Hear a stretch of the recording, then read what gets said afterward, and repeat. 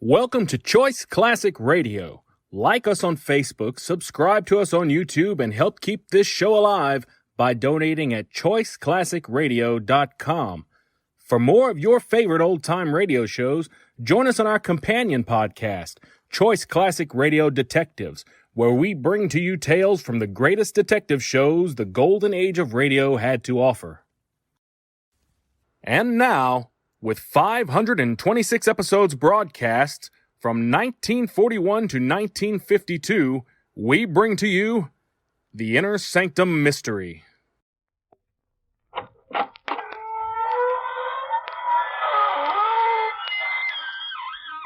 Good evening, friends of the Inner Sanctum. This is your host to welcome you through the squeaking door into my dread domicile of disaster. Come in. Come into my parlor of panic. Or would you rather sit out here on the terrace of terror? Oh, a bit cool out here. All right, let's go indoors by all means. The house itself is always warm. You see, I had the painter give it 2 coats. All of it built solely for your poignant pleasure and dolorous diversion. The price? Oh, so reasonable. Only a pint down and a pint a month for as long as you live. Pint of what? You know what.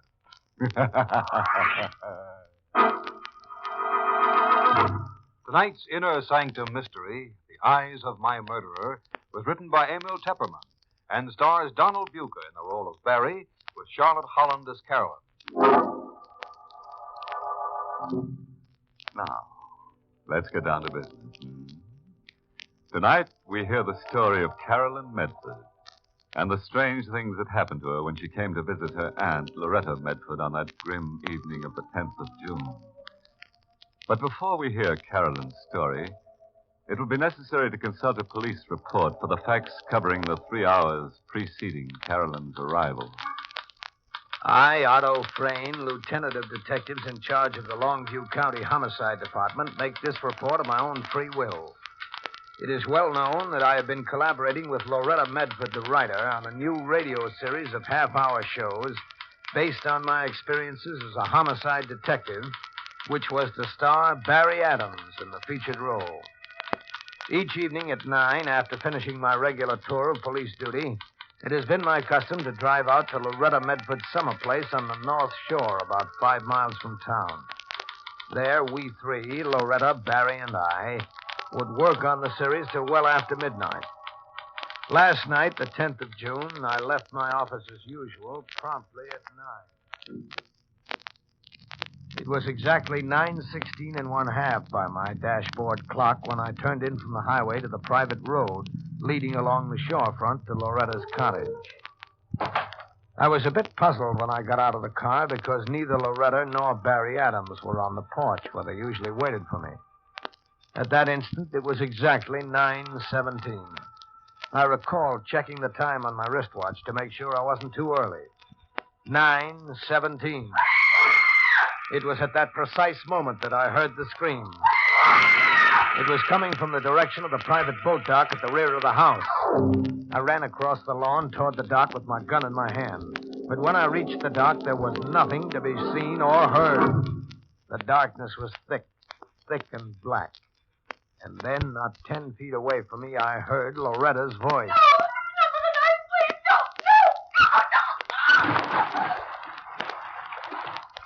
I couldn't see anything, and yet I knew someone was here, someone who had just stabbed Loretta to death and cast her body off the dock, someone who probably still had a bloody knife in his hand. Then I saw him. He was only a couple of feet away from me, just a blur in the night, too dark to see his face. But when he spoke, I knew him. That you, Otto? Barry Adams. What happened, Otto? For heaven's sake, tell me what happened. Suppose you tell me what happened. That was Loretta. Yes, I know it was Loretta. Well, why are we standing here? Why don't we look for her, try to help her? You know there's no use looking for her. Her body went over the side, and you know the current here is strong enough to carry her right out to sea. She was murdered right here in the dark. And I wasn't 10 feet away. Were you that far away? What? What did you say? Why did you kill her, Barry? Don't be a fool, Otto. I was walking around on the other side of the house when I heard the scream. Why, I must have got here about the same time you did. Sorry, Barry, I can't buy that. Look here, Otto. You know I'm going to marry Carolyn, don't you? Yes, I know you're going to marry Carolyn. Well, then how can you imagine I'd kill her out? It's no use, Barry. You can't talk yourself out of it. You've got to be the killer. There's no one else here on the dock. What about you? What? You're on the dock. I just got here. So you say.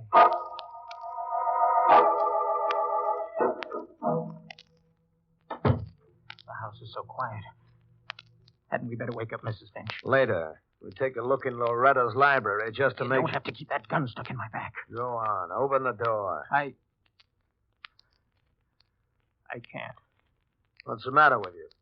I have a feeling we'll see Loretta in there. As always, with the dictating machine. With a cigarette between her lips. That's your conscience. I've seen lots of murderers. Their conscience usually gets them shortly after the crime. I didn't kill her.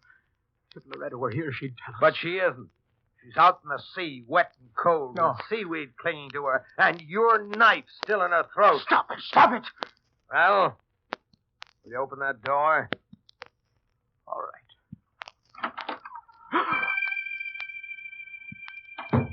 Well, what is it?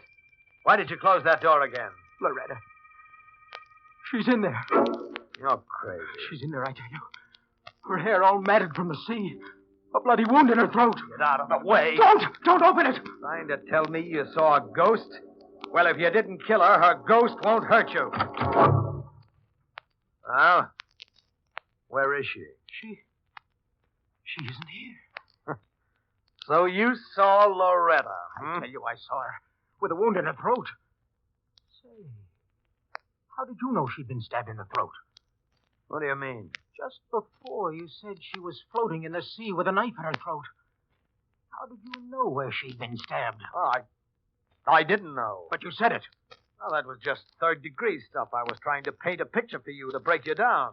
We do it every day with murderers. That's the way I saw her just now. Sure, my picture made it so vivid in your mind you thought you saw her. Proves you killed her. This is no illusion. She was right there, I tell you. Before the mirror. Yes? What was she doing?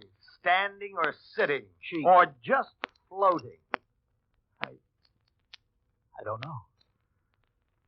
All I saw was her face, her tangled hair, her throat, and one hand. She was pointing at something. You got it bad, Barry. Want to sign a confession? She was looking right at me and pointing over there. To the dictating machine. Oh, the machine, huh? How do you make this thing work? Move the needle back to the start of the cylinder. Now press the playback switch. Right there. I don't hear anything. Press the button on the speaking tube. Oh. Well? Tonight, I am going to die. I am going to be murdered. I know because I've seen it in the eyes of my murderer. I even know the plan. The current that runs past the boat dock. The freak current that catches up any object thrown to it and carries it out to the sea. My body is to disappear. There will be no corpus delicti. Anyone else might be frightened, but I'm not. I know that I shall come back. I know that I shall be able to point to my murderer. And, what's more important, protect Carolyn. Yes, Carolyn is next. That's the end. The end of the record. Good heavens, Arthur. She knew she was going to be murdered, and she knew the killer. She said she'd come back. Oh, she's dead. But she did come back. She pointed at the dictating machine, and Carolyn's in danger, too. Good heavens. She's coming in on the midnight train. I've got to meet her. I'll have to leave now. You're not going anywhere, Barry. I'm arresting you for the murder of Loretta Medford. You can't do that, Otto. Who'll meet Carolyn? Don't worry about that. After I get you safely in a cell, I'll meet your Carolyn for you. You want to get me out of the way. In a cell. So you can meet Carolyn and kill her, too. You're the killer. Now, look, that kind of talk won't get you anywhere. I won't let you do it. I'm getting out of here. See? Now! I won't let you kill Carolyn! Stop! Stop or I'll shoot! What? Loretta! I must have been mistaken. Imagine it. I let Barry get away. I'll never find him in the dark. That voice could have sworn. Good evening, Lieutenant Bain. And what is it that you could have sworn? Mrs. Finch. Please excuse the night clothes. I was rudely awakened in the midst of a troubled sleep. Mrs. Finch, did you just call out to me just now? Did you say, don't shoot, Otto? I'd not be likely to say such a thing to you, Lieutenant Frayne. And was it Mr. Barry you were going to shoot, whom I just saw scooting out of here like a streak of lightning? I don't understand a thing like this. A thing like what? I just heard, or thought I heard, Loretta Medford say something to me. And not being Scotch like me, you don't understand how it was that a dead woman spoke to you. How did you know she was dead? You needn't become so excited. It was in my sleep I saw. You saw her in your sleep? Yes, and it troubled me so that I awoke. She came before me with her hair all dank and tangled, and the salt water glistening on her face in the dark, and her throat bleeding and raw. You saw her like that? Oh, yes. And she spoke to me. I don't believe you. I don't believe in such things. You don't, eh? Then who was it that spoke to you a moment ago and told you not to shoot? I don't know.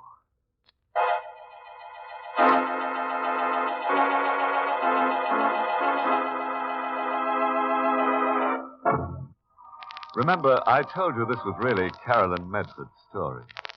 You've heard Lieutenant Otto Frayne's report of what happened before midnight. That was just the introduction. Now we come to the crux of the story. What happened after midnight, when that gad-about ghost really started to walk. And here's Caroline herself to tell it. It's not difficult to imagine the sense of shock with which I read Otto's report of the murder of Aunt Loretta. It was Otto who met me at the train instead of Barry. He didn't explain where Barry was. Instead, he handed me the report, which he had typed at the headquarters before coming to meet me. I read it in his car with the aid of a flashlight while he drove to Aunt Loretta's. When I finished reading, I just sat there with the papers in my lap. I felt something tight catching in my throat. I couldn't cry. If I had been able to cry, it might have been better. I'm sorry, Carolyn, about Barry. I don't believe it. How well do you know him? When did you first meet? Last time I visited here, in April when school closed for Easter. Well, you were only here for a week. We've written regularly ever since. He proposed to me by mail. So you don't really know him very well. Well enough to marry him, Otto. A man could be that kind of killer, and you'd never guess it to look at him or talk to him, or even from the way he made love to you. Please, Otto. I'm sorry. You know how I feel about you, don't you? Yes, I know. If it weren't for Barry... If it weren't for Barry, I might have a chance. Oh, Otto, please be kind to him. You love him so much? All right, Carolyn. I'll tear up that report. Oh, no. I don't mean that, Otto. I mean, prove that he's innocent. Find the real killer. Otto, don't you see? It might have been somebody else, a madman, maybe an escaped lunatic. There's only one trouble with that theory, Carolyn. What? I was the only other person on the dock.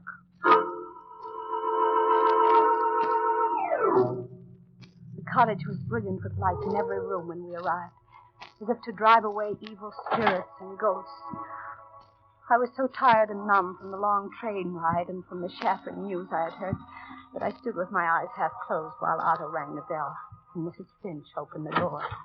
Come in, Miss Carolyn. Oh, come in, Lieutenant. My men all gone? Yes, they left a little while ago. Oh, Miss Carolyn, you look exhausted. Come, I have your room ready. You'll be wanting to sleep. Yes. If only you'll not be bothered by any apparition. Just a minute. Yes, Otto. Mrs. Finch, what makes you think she'll be bothered by an apparition? Didn't it come to me? Didn't Mr. Barry see it? Didn't it even make itself heard to you, a scoffer? Then it will surely come to Miss Carolyn. You believe that, Carolyn? I don't know, Otto. Loretta was so interested in the supernatural, the possibility of communicating with the dead. If you look in her library, you'll find she has almost every book ever written on the subject. That may be so, but do you believe in it? Loretta often told me if she died before I did, she'd manage to get in touch with me.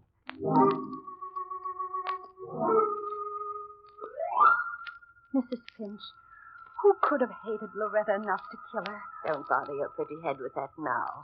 There'll be time for talk in the morning. No, I want to know now. Be better to sleep now. No, please, Mrs. Finch. You knew her.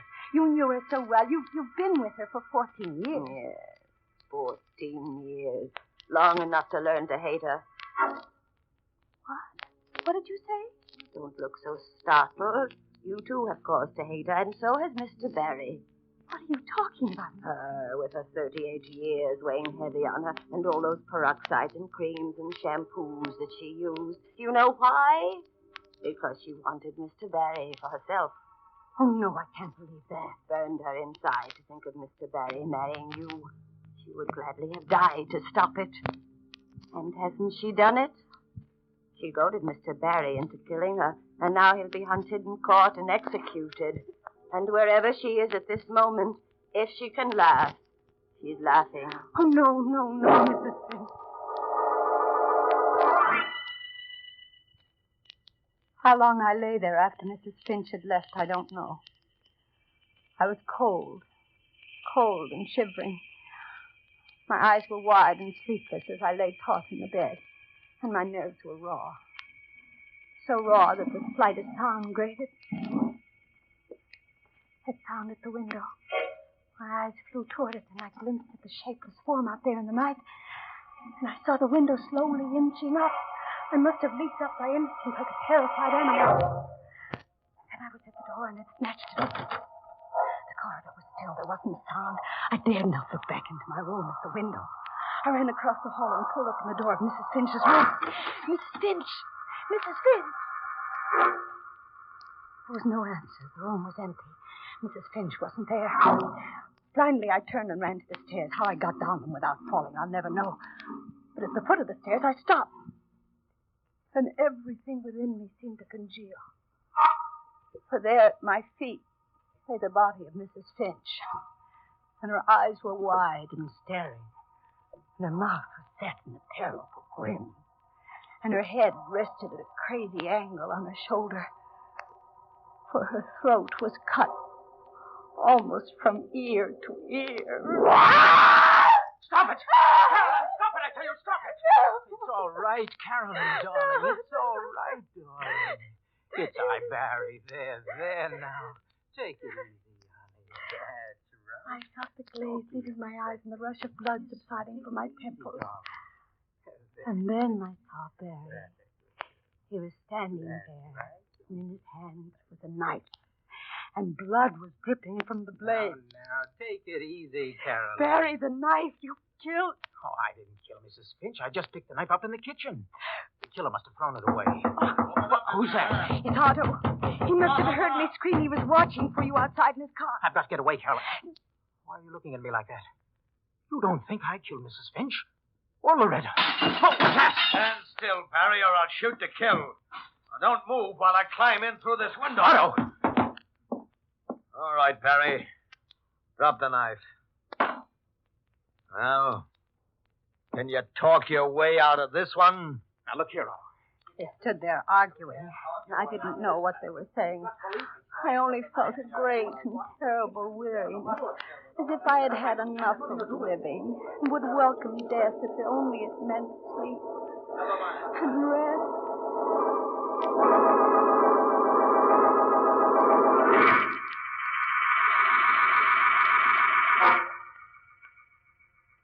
When I awoke, everything was still. I must have fainted. I realized with a shock where I was. I was in Loretta's bedroom. Her bedroom, which adjoined the library. I pushed myself off the bed and went over to the library door. I could hear Barry and Otto talking in the library. Their voices were heated. Numbly, my fingers found the catch and locked the door. Then I went to the other door leading to the corridor, and I turned the catch on that one, too. All I wanted was to be alone forever. Alone with the terrible throbbing in my temples and the emptiness that inside of me. I had to believe Otto now. In spite of myself, I had to believe him. I had seen Barry with that knife in his hand. Those shots from the library. I sat up in the bed. 2 men in the library. One of them had killed the other. Which? Otto had the gun, but Barry might have tricked him somehow. Which was dead? Which was alive? Someone was trying the library door. Oh, which one? Carolyn! Can you hear me, Carolyn? Are you awake? Barry. Open the door, Carolyn! I must talk to you. I won't answer. You'll think I'm asleep. Carolyn! Someone has killed Otto. He was shot through the window. Let me in, I tell you. I've got to protect you. I ought to let him in. Let him kill me. What's the use of living? Loretta said she would come to me. Maybe if Loretta comes, she'll take me back with her to the land of the dead. An excellent idea, Carolyn. Loretta! You did come back as you promised. As you see, Carolyn. But why isn't your hair all matted and dank and the way the others saw you and the wound in your throat that the others saw? The others saw what I wanted them to see, Carolyn. I don't understand, Loretta. Do you mean that you're really not dead? Exactly, my dear. But you were murdered out on the dock. Barry and Otto heard it. They heard it. But they didn't see it. Was it a trick? Yes, dear, it was a trick. I was never on the dock. I was beneath it in a rowboat. Oh. Yes.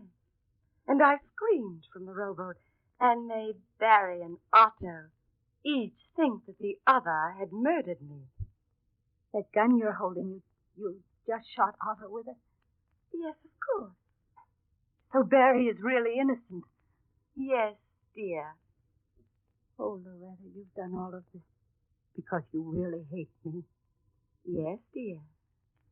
I hate you so terribly that I'd be happy to die if I could destroy you with myself.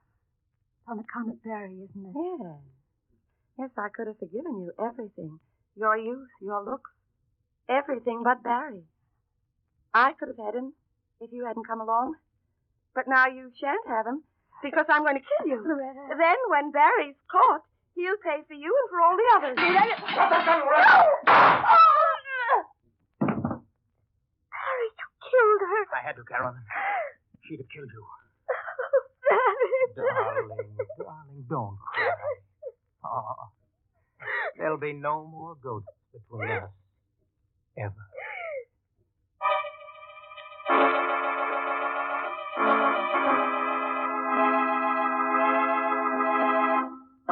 There now. All's well that ends in a clinch. Yeah, I really don't know what to say about this. It's so seldom anything on Inner Sanctum ends in a clinch. That's because it takes 2 to make a clinch, and we rarely have 2 characters left alive at the end of our story. Anyway, I suppose I could call tonight's tale a success story. You know, it's usually a story about a self-made man. Well, Loretta was a self-made ghost, wasn't she?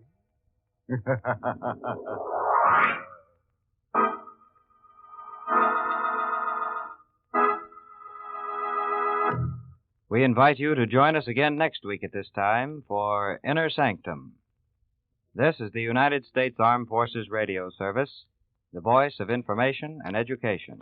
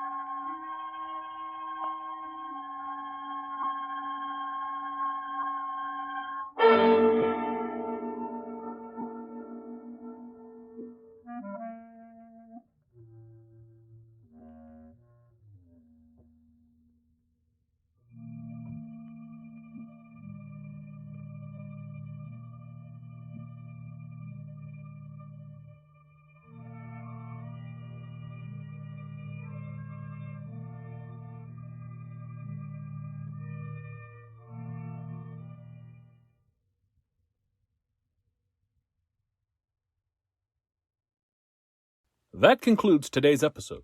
We'd like to thank you and remind you to donate at choiceclassicradio.com. Remember, your donations make episodes like this possible.